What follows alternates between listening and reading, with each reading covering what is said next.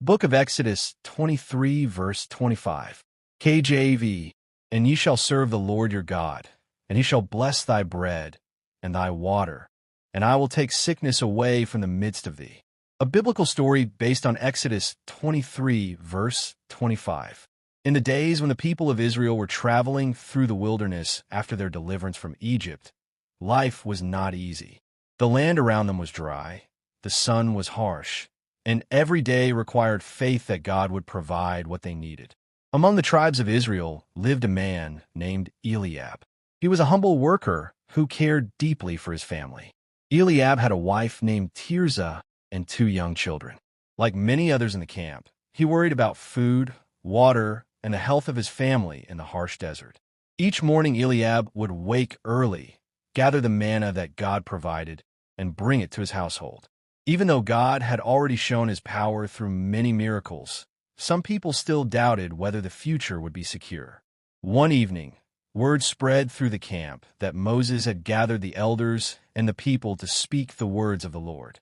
The entire community assembled, listening carefully as the message of God was proclaimed. Through Moses, God reminded the people that their safety and blessing were connected to their devotion to him. The Lord said that if they would serve him faithfully, he would bless their bread and water and remove sickness from among them. Eliab listened closely. Those words settled deeply into his heart. He realized that serving God was not only about following rules. It was about trusting the Lord with every part of life. That night, Eliab spoke to his family.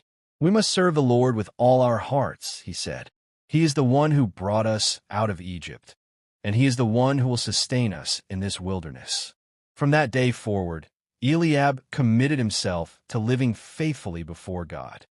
He encouraged his children to pray and thank the Lord for the manna they gathered each day. His wife also trusted God and taught the children to remember his goodness. Weeks passed, and while some families complained about the hardships of the desert, Eliab's family continued to trust the Lord.